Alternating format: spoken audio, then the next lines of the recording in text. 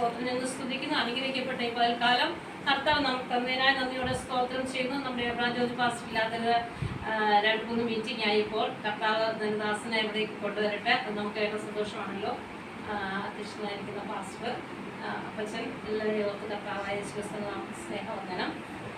ഞാൻ ഉദ്ദേശിക്കുന്നത് പറയാനായിട്ട് മത്തായിയുടെ സുവിശേഷം 2-ാം അധ്യായത്തിന്റെ 10-ാമത്തെ വാക്യം നമ്മൾ കരുതുന്നു. ഇത് കണ്ണാടി കേൾക്കുന്നത് എത്ര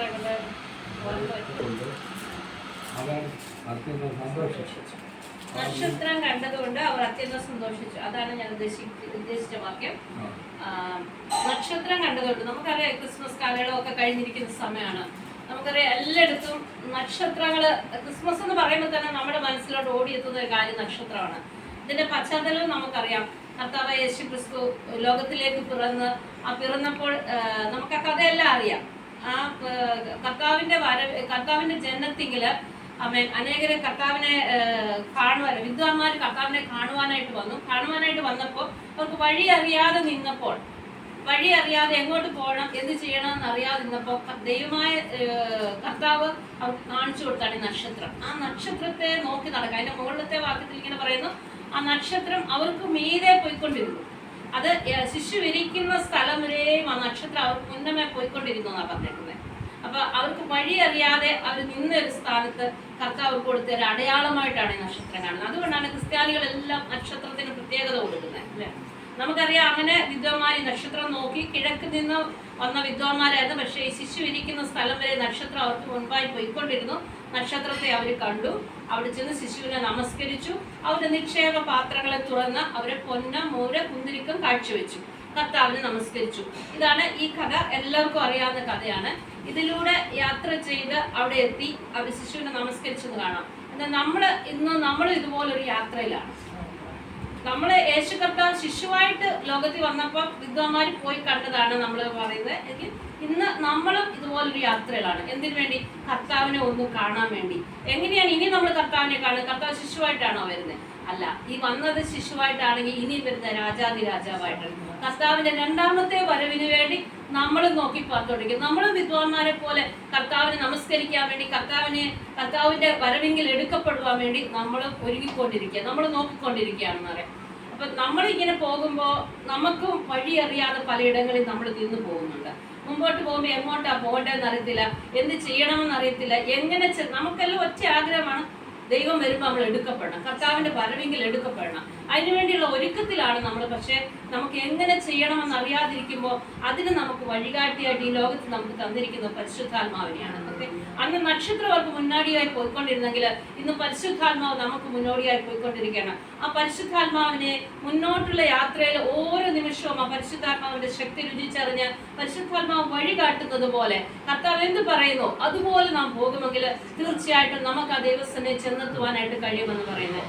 പരിശുദ്ധാത്മാവിനെ കുറിച്ച് പറഞ്ഞിരിക്കുന്നത് കാര്യസ്ഥനാണ്. നീതിയെക്കുറിച്ചും പാപത്തെക്കുറിച്ചും നമ്മളെ ബോധം വരുത്തുന്നതാണ് പരിശുദ്ധാത്മാവ്.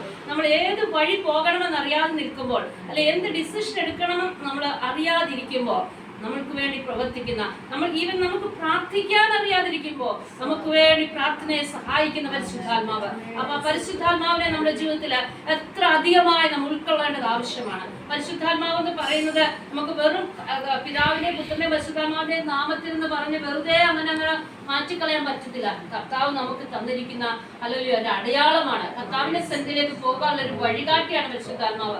ആ പരിശുദ്ധാത്മാവിനെ നമ്മൾ എടുക്കേണ്ട പ്രകാരം എടുക്കണം. യോഹന്നാന്റെ സുവിശേഷത്തില് പരിശുദ്ധാത്മാവിനെ കുറിച്ച് പറയുന്നുണ്ട്, കാര്യസ്ഥൻ നിങ്ങളുടെ അടുക്ക വന്നാൽ നിങ്ങൾക്ക് പ്രയോജനം. അവൻ പാപത്തെക്കുറിച്ച്, നീതിയെക്കുറിച്ച്, ന്യായവിധിയെക്കുറിച്ച് നിങ്ങളെ ബോധം വരുത്തും, അവൻ നിങ്ങളെ സത്യത്തിലേക്ക് വഴി നടത്തും. ഇങ്ങനെ പല കാര്യങ്ങൾ പറയുന്നു. എന്നാൽ ഈ പരിശുദ്ധാത്മാവ് മുന്നോട്ട് പോകുമ്പോൾ നമുക്കറിയാം, ഗലാത്യർക്ക് എഴുതിയ സുവിശേഷത്തിൽ നമുക്കറിയാം, ഗലാത്യർക്ക് എഴുതിയ ലേഖനം 5-ാം അധ്യായത്തിന്റെ 22-ാമത്തെ വാക്യം എല്ലാവർക്കും അറിയാം. ആത്മാവിന്റെ ഫലങ്ങളെ കുറിച്ച് പറയുന്നുണ്ട് അവിടെ. സ്നേഹം, സന്തോഷം, സമാധാനം, ദയ, ദീർഘക്ഷമ, ഇന്ദ്രിയജയം, പരമായ എല്ലാം പറയുന്നുണ്ട്. നമ്മളെല്ലാം ആത്മാവിൽ നിറഞ്ഞവരും ആത്മാവിനെ പ്രാപിച്ചവരും ആത്മാവിന്റെ ഫലങ്ങൾ പുറപ്പെടുവിക്കാൻ ആഗ്രഹിക്കുന്ന ആൾക്കാരുമാണ്. എന്നാൽ കർത്താവ് പറയുന്നു, ആത്മാവിനനുസരിച്ച് നടക്കുന്ന നാം ആത്മാവിന്റെ പ്രവൃത്തി നമ്മളിലൂടെ വെളിപ്പെടണം. ഇല്ലെങ്കിൽ അത് നമുക്കൊരിക്കലും അത് ആത്മാവിന്റെ പ്രവൃത്തി എന്ന് പറയാൻ പറ്റത്തില്ല. അതിന് സ്നേഹം ഉണ്ടാകണമെങ്കിൽ അതിന്റെ മുകളിൽ തന്നെ പറഞ്ഞിട്ടുണ്ട്, ജഡത്തിന്റെ പ്രവൃത്തികളോ ജഡത്തിന്റെ പ്രവൃത്തികളൊന്നും ഇല്ലായെങ്കിലേ നമുക്ക് ആ പരിശുദ്ധാത്മാവിന്റെ പ്രവൃത്തികൾ വരത്തുള്ളൂ. എന്തൊക്കെയാ ജഡത്തിന്റെ പ്രവൃത്തികൾ എന്ന് എനിക്ക് നിങ്ങൾ വായിച്ചാൽ മതി. 5:21-20 ആണെന്ന് തോന്നുന്നു. ഗലാത്യർ ലേഖനം 5:21-20 അതിൽ പറഞ്ഞിട്ട് ദുർനടപ്പ്. ഒന്നാമത്തെ ജഡത്തിന്റെ പ്രവൃത്തി എന്ന് പറഞ്ഞാൽ ദുർനടപ്പ്. ദൈവത്തിന്റെ സന്നിധിയിൽ ദൈവത്തിന് ഇഷ്ടമില്ലാതെ നമ്മൾ ചെയ്യുന്ന നടപ്പുകളാണ് ദുർനടപ്പ് എന്ന് പറയുന്നത്. അല്ലെങ്കിൽ നമുക്ക് ദൈവം പറഞ്ഞിട്ടുണ്ട് നീ ഇന്നത് ചെയ്യണം, നീ ഇങ്ങനെ പോകണം എന്ന് പറയുമ്പോ അതിനെതിരായിട്ട് ജീവിക്കുന്നതാണ് ദുർനടപ്പ് എന്ന് പറയുന്നത്. കർത്താവിന് ഇഷ്ടമില്ലാതെ നാം ചെയ്യുന്ന പ്രവൃത്തികൾ ദുർനടപ്പിന്റെ ഭാഗമായിട്ടുണ്ട്. ദുർനടപ്പ്, പിന്നെന്താ, കോപം, ക്രോധം. നമ്മുടെ ജീവിതത്തിൽ നമ്മളെ തന്നെ ഈ സമയം നമ്മളെ തന്നെ ഒന്ന് ശോധന ചെയ്യണം. ഈ വചനങ്ങളൊക്കെ വായിക്കുമ്പോൾ ഞാൻ ഒരിക്കലും ഇതെനിക്ക് പ്രസംഗിച്ച് മറ്റുള്ളവരെ ശരിയാക്കാനുള്ളതല്ല. അത് എന്നോട് സംസാരിക്കണം. കർത്താവ്, എന്റെ ജീവിതത്തിൽ കോപം വന്നിട്ടുണ്ടോ? എന്റെ ജീവിതത്തിൽ ദുർനടപ്പ് വന്നിട്ടുണ്ടോ? അശുദ്ധി വന്നിട്ടുണ്ടോ? വിഗ്രഹാരാധന വന്നിട്ടുണ്ടോ? ഞാൻ അതിനകത്ത് കുറെ കാര്യങ്ങൾ പറയുന്നുണ്ട്. ദുർനടപ്പ്, അശുദ്ധി, ദുഷ്കാമം, വിഗ്രഹാരാധന, ആഭിചാരം, പക, ജാരശങ്ക, ക്രോധം, ഷാഢ്യം, ദ്വന്ദ്വപക്ഷം, ഭിന്നത, അസൂയ, ഇത്രയും കാര്യങ്ങൾ പറഞ്ഞിട്ടില്ല. അത്രയും കാര്യങ്ങളിലും നമ്മളെ തന്നെ ശോധന ചെയ്യണം.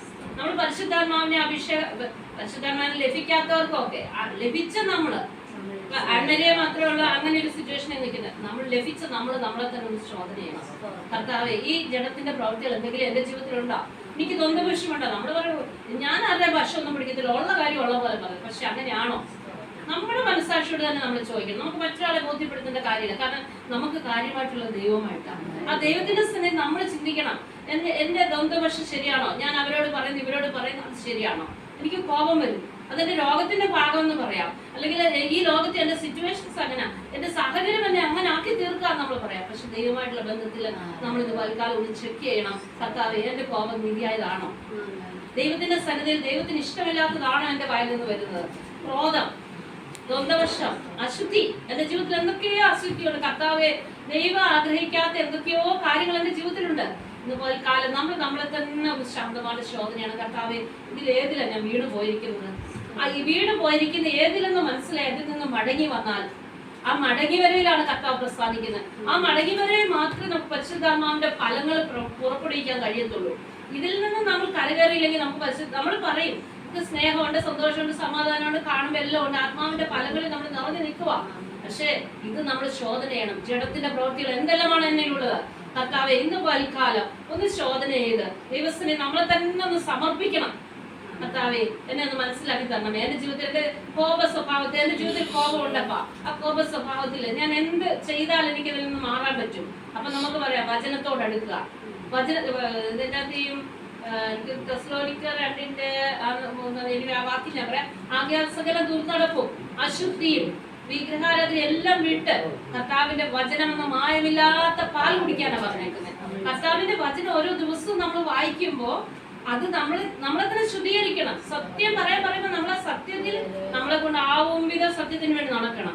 കോപിക്കരുതെന്ന് പറയുമ്പോൾ നമ്മളെ കൊണ്ട് ആവും വിധം നാം കോപത്തിൽ നിന്ന് മാറി നിൽക്കാൻ ശ്രമിക്കണം. അതുപോലെ നമ്മൾ എന്ത് തെറ്റ് ചെയ്യാൻ വരുമ്പോഴും കർത്താവിന്റെ സ്ഥലം നമ്മളെ തന്നെ ഒരു സെക്കൻഡ് ഒന്ന് ശോധന ചെയ്ത് ദിവസം നമ്മൾ ഈ വായിക്കുന്ന ഓരോ ഭാഗവും ഇങ്ങനെ വായിച്ചു വേദോസ്തം വായിച്ചെന്ന് പറയാതെ ഓരോ ഭാഗം എടുക്കുമ്പോൾ നമ്മളെ തന്നെ ശോധന ചെയ്താൽ നമ്മുടെ ദിവസങ്ങളിൽ എത്ര വിശുദ്ധരായി തീരും.